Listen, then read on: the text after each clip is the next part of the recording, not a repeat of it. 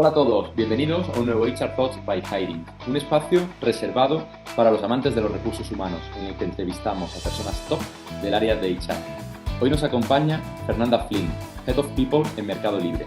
En este capítulo hablaremos sobre diversidad e inclusión, talento femenino, liderazgo y los retos de capital humano para los próximos años. Hola Javier, bienvenido, muchas gracias. Estamos encantadísimos de tenerte por aquí en HR Thoughts by Hiring. Y sí me gustaría, Fernanda, que antes de entrar en materia de HR, que nos puedas contar quién eres, de dónde vienes, qué haces, para que podamos conocer a Fernanda persona, ¿no? Y luego entremos más en el campo de capital humano. Genial, genial, claro que sí. Bueno, yo me llamo Fernanda Flynn, soy mamá de un niñito varón que nació en Brasil, se llama Salvador, él tiene 4 años y es mi gran maestro. En general trato de pasar mucho tiempo que tengo disponible con él. Estoy casada con mi marido hace aproximadamente 8 años.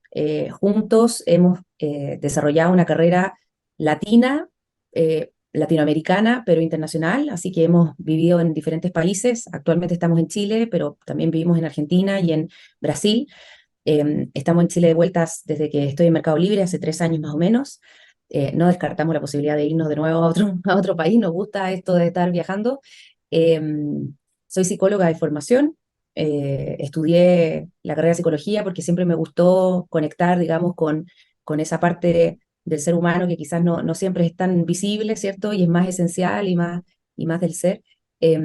Al poco tiempo de estudiar psicología me di cuenta que me encanta la carrera, pero que ejercerla en el plano terapéutico me iba a costar un montón, así que le di la vuelta y encontré este mundo de la psicología organizacional y es por eso que estoy hoy día aquí.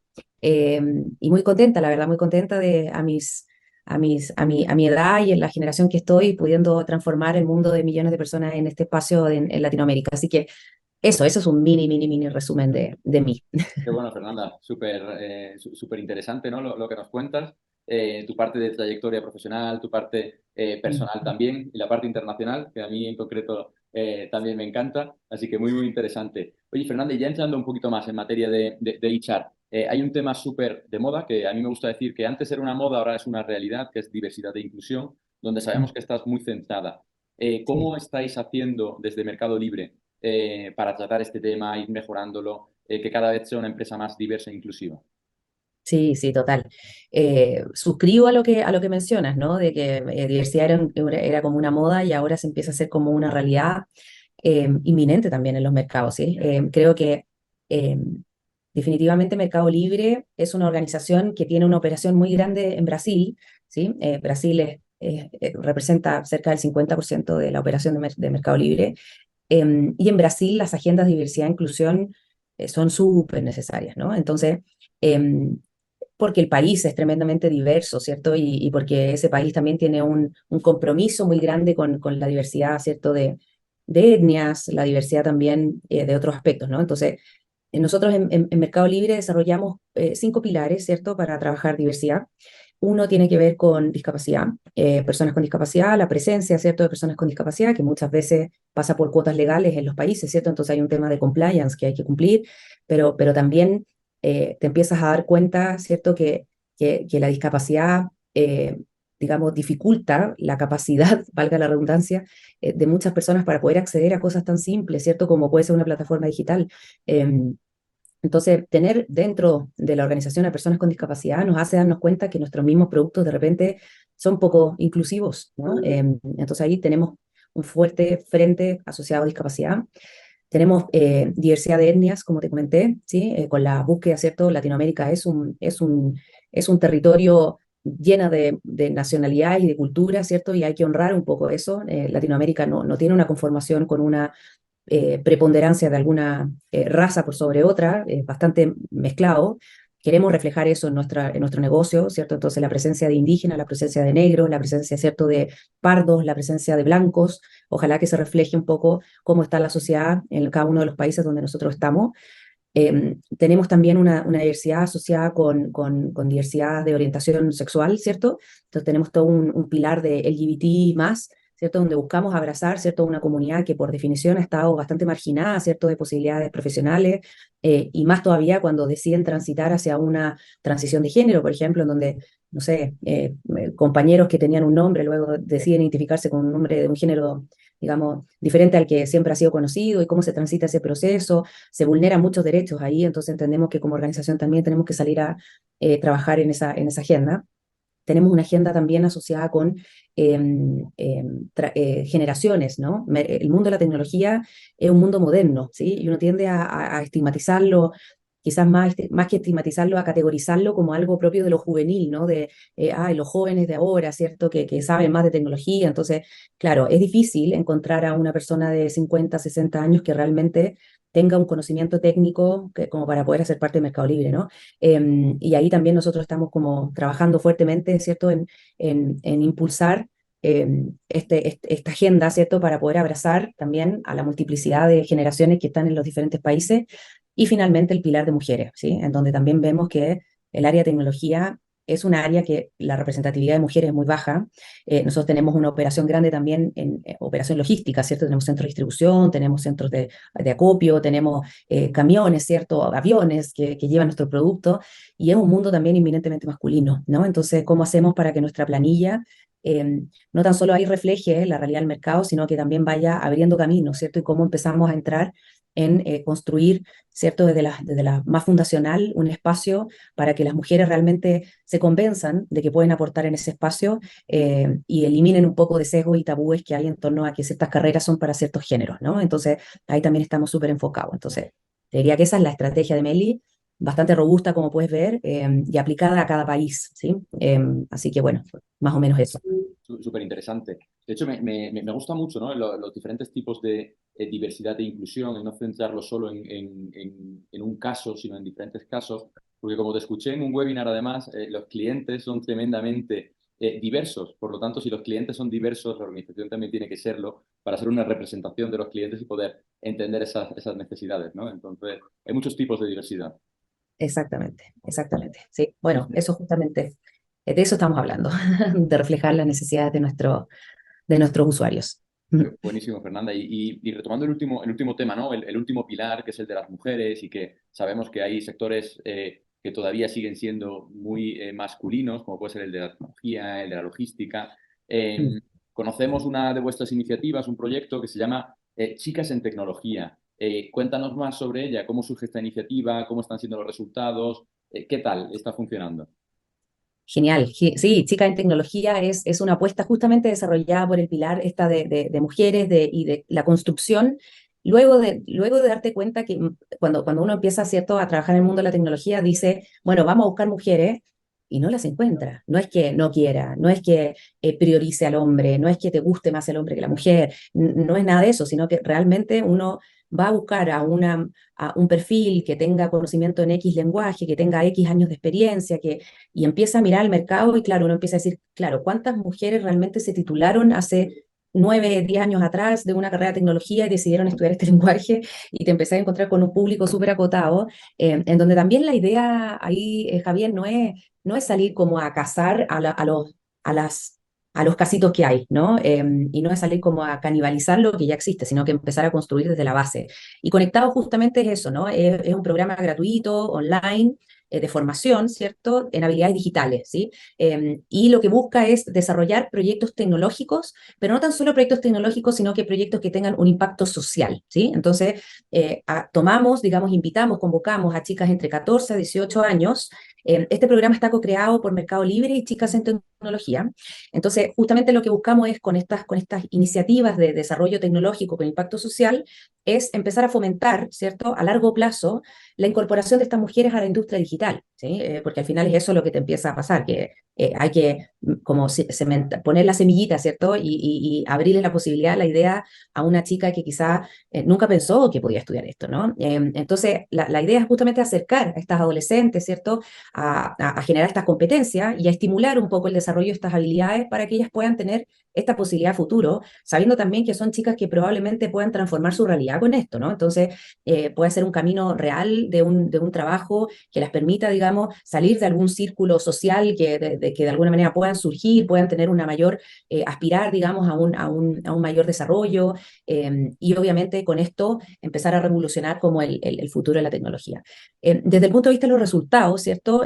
Nosotros ya tenemos como 2 años de programa, este fue el tercero, hemos impactado más o menos a 2.700 chicas en 7 países más o menos de América Latina, y entre todas han desarrollado del orden de los 370 proyectos tecnológicos de impacto social, y el 87% de las chicas que participó en este programa descubrió que una vez que le toque el momento de decidir, va a estudiar y va a trabajar en temas de tecnología. Entonces, la verdad es que ha sido un acierto, es un programa que ha buscado acercar, como te digo, a esta gente, y yo creo que lo estamos logrando de todas maneras. Así que muy, muy, muy contenta con los resultados y bueno, a seguir impulsando esta agenda de todas maneras. Sí, qué bueno, me encanta, ¿no? Porque al final estáis impactando en la vida de muchas personas, es decir, tanto de estas chicas como de luego los proyectos que tenéis y además me parece, por lo que me cuentas, que lo estáis haciendo en un momento clave, ¿no? Que es cuando alguien empieza a cuestionarse cuál es mi futuro a nivel profesional, hacia dónde debo ir, que muchas veces la mayoría tomamos decisiones, ¿no? Por nuestras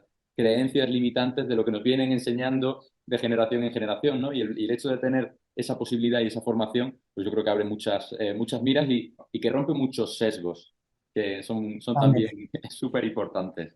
Es la idea, así que sí, estamos Y muy Fernanda, contentos. hablando de sesgos y de educación, ¿crees que la educación es uno de estos caminos para ir reduciendo estos sesgos, como estáis haciendo vosotros, no solo a nivel de chicas en tecnología, sino en general de la educación? Absolutamente. O sea, sin lugar a dudas. Yo creo que Latinoamérica como región es una región que necesita evolucionar, ¿cierto? En muchos aspectos.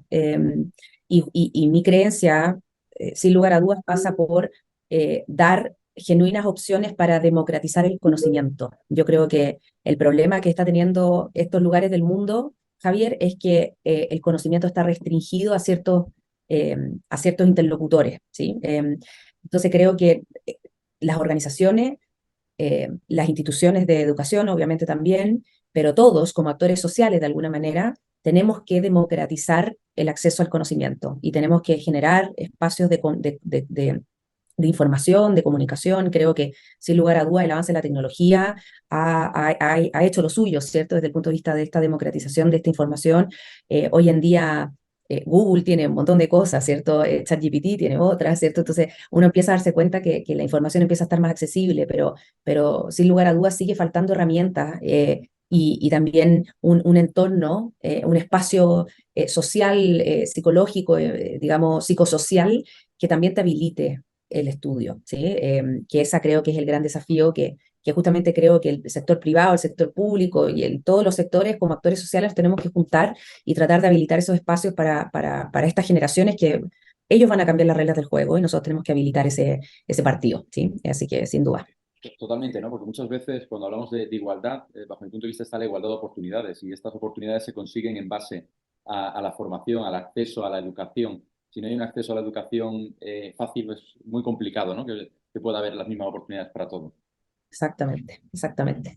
Y Fernanda, ponías el ejemplo de Latinoamérica, de peculiaridades de Latinoamérica. Al final tu perfil es súper internacional. Te iba a hacer la pregunta solo con un país, pero bueno, si también te animas a contestar a otro de los países en los que has vivido, ¿cómo ves Sí. el tema de diversidad e inclusión en Chile en concreto, que es en el país en el que estás y del que eres? Y luego, si quieres dar también tu opinión sobre el resto.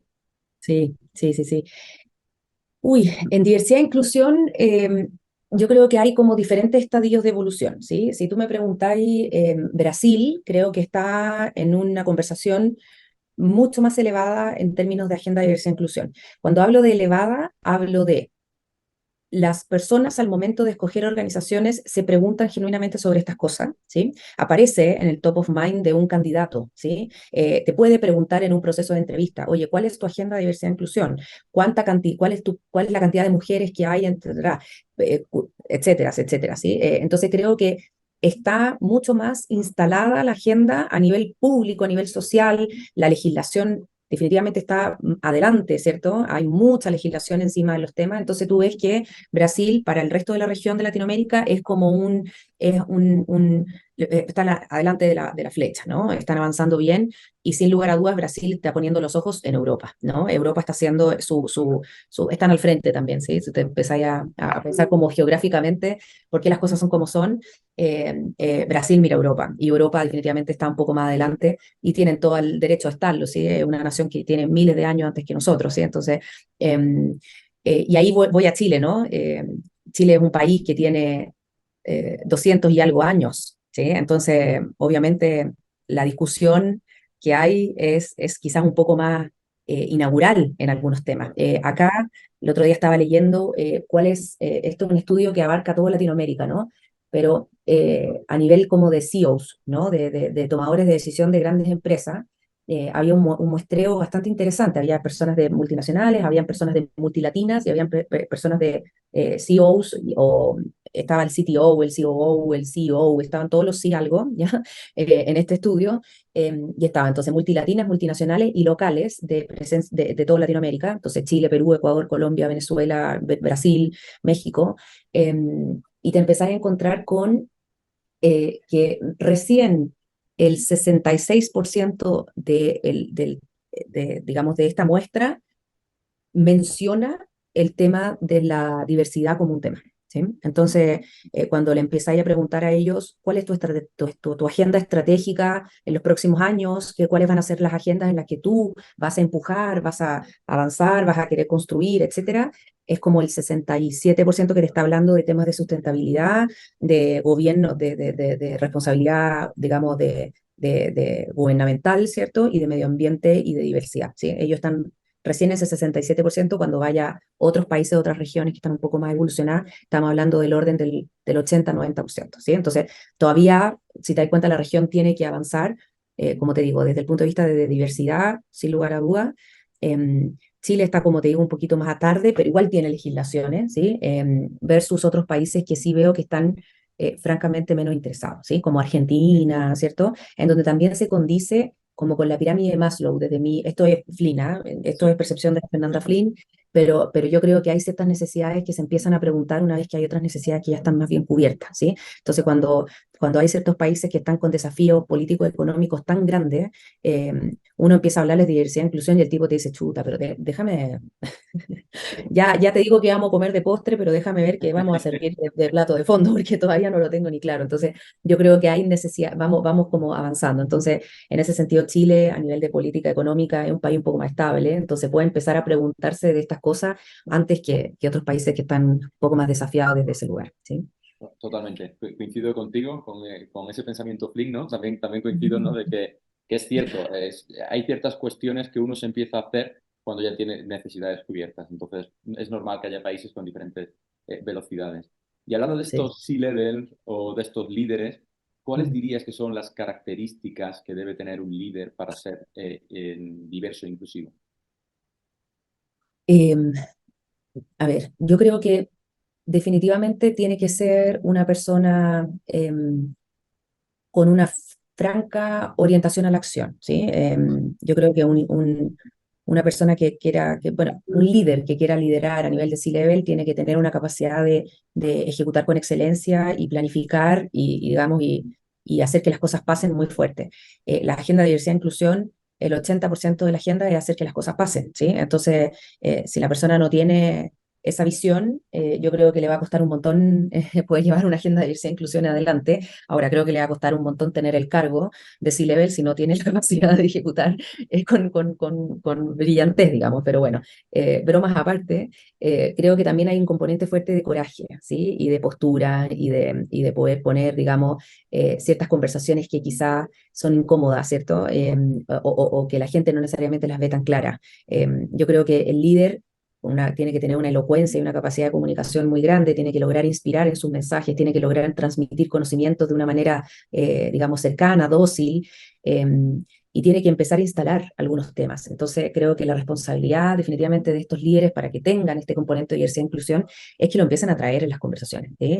Y que lo empiecen a hablar con valentía, con coraje, sabiendo que hay gente que los va a mirar con cara de y que le pasa, ¿cierto? Sobre todo como te digo, en países y en regiones donde estas agendas todavía no están dominando la escena social, ¿no? Entonces, bueno, te diría que esos componentes son muy fuertes, ¿sí? El tener coraje, punto de vista, plantearlo, comunicarlo muy bien, digamos, también conectarlo, ¿cierto? Con el negocio, ¿no? Cuando uno está hablando con accionistas, ¿cierto? Con inversores, uno obviamente quiere hacer el bien y quiere impactar de buena manera, pero también tiene que hacer que su negocio sea sustentable. Y sin ir más lejos, hablando de diversidad e inclusión, hay líneas de negocio muy, muy interesantes a explorar, ¿sí? Entonces, muchas veces uno se pregunta, bueno, ¿por qué estamos desarrollando el canal de mascotas, ¿cierto? Que con la pandemia explotó, es un canal, ¿cierto? Muy interesante, a salir como a trabajar. Antiguamente eran los babies, ¿no? Toys and Babies era como un canal bien fuerte. Hoy día mascotas inclusive más fuerte que Toys and Babies. Bueno, hay un mercado enorme en el tema de la discapacidad y en la inclusión y todo este tema. Y bueno, quizás si tu organización está más orientada a la rentabilidad y a eso, bueno, quizás llevar el tema por ahí también puede ser válido, ¿no? Entonces, siempre siendo elocuente y comunicando el foco correcto, ¿no? Pero creo que por ahí va, ¿sí? Muy interesante. Me gusta mucho la parte de valentía y la parte de comunicación porque al final, bueno, yo creo que en todo, ¿no? En todos los aspectos de la vida, tú puedes tener unas ideas muy fuertes, muy valientes, pero si no sabes comunicarlas y trasladarlas de la manera correcta, pues bueno, no te van a hacer caso, ¿no? Y al final, hoy día un líder tiene que inspirar, sin ninguna duda. Absolutamente, absolutamente. Se les olvida de repente a los líderes eso.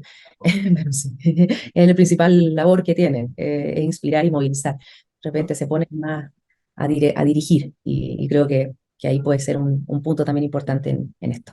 Totalmente. Uno pasa de ser líder a director, ¿no? Y hace falta más directores líderes, ¿no? Sí. Sí, sin ninguna duda. Oye, y Fernanda, la última pregunta, sí me gustaría que me contases, ¿no? ¿Cuáles crees que van a ser los retos de los próximos años en cuanto a la materia de capital humano? Uy, los principales retos. A ver, yo creo que el área de capital humano, de people, recursos humanos, como se llame, ¿no? Es un área que ha estado en el ojo del huracán, digamos, en estos últimos años, ¿cierto? Ha tenido que reinventar muchísimas cosas y ha tenido que salir a responder a un contexto que hace tiempo que no se nos movía tanto el escenario, ¿no? Entonces se nos corrió la cancha un montón con la pandemia. Tuvimos que salir a generar discusiones, legislaciones, modelos de trabajo, ¿cierto? Reflexiones que yo creo que desde la época industrial que no nos preguntábamos si es que la forma de trabajar y esto de venir a la oficina y sentarnos en nuestro cubículo y tener la foto de nuestros hijos era lo que teníamos que seguir haciendo, ¿no? Entonces me parece que está re buena la discusión, y creo que tenemos un papel clave, ¿sí? Clave, y tenemos la posibilidad de ampliar, digamos, la conversación y elevarla o de llevarla a algo tremendamente táctico, ¿no? Y yo creo que al final del día el gran desafío que tenemos, digamos, como organizaciones o perdón, como área, es cómo no caemos en discusiones tácticas, ¿sí? Porque el negocio los requiere y porque obviamente nos están pidiendo esa respuesta a nosotros, y cómo mantenemos la discusión más, no sé si llamarla estratégica, pero quizás más de cómo construir el mañana del futuro del trabajo, ¿sí? Entonces, muchas veces yo me encuentro con colegas, a mí misma, ¿no? También dándonos vuelta en conversaciones más del día a día, así de decir, oye, bueno, volvemos a lo físico, no volvemos, lo híbrido te ha funcionado, legislaciones, ¿cierto?, que empiezan a pasar, de flexibilidades laborales y del teletrabajo, las grandes renuncias de Estados Unidos y el quiet quitting, por otra parte, como que empiezan a aparecer como conceptos y como que ahí nos fascinamos con los conceptos y se nos olvida que estamos en una posibilidad de sentarnos a preguntarnos qué papel ocupa el trabajo en el día a día de todos nosotros, ¿no? Entonces, eh, desde el punto de vista de cómo estamos repartiendo las utilidades, por ejemplo, ¿cierto? De una organización y cómo esas van a ser las preguntas que nos están empezando a hacer las personas, ¿sí? Entonces, hay cosas que ni siquiera nos estamos preguntando todavía. Entonces, desde eso hasta el decir cómo está organizada la organización, valga la redundancia, sigue siendo válida, ¿no? Y cómo es que, por ejemplo, un papel como el mío está circunscrito a una organización. ¿Será que necesita eso? ¿Será que el área de People tiene que seguir existiendo como área? Yo creo que en unos 50 años más, el concepto del People Manager como que cada uno de los líderes de la organización son responsables del área de People, es clave, es clave. Y en eso nosotros como People tenemos que salir de nuestro rol, ¿cierto? Quizás más asistencial, de ayudarlos, de servirlos, del proceso, de la performance management, del reclutamiento, ¿sí? Porque son ellos los que van a hacer eso, ¿sí? Entonces, ¿qué papel vamos a jugar nosotros ahí? Eh, ¿Cuál va a ser nuestro rol, ¿cierto? En eso, porque si yo solamente sé hacer eso, bueno, voy a tener un problema en 20 años. Entonces creo que esa es esa es la conversa que no se nos puede escapar.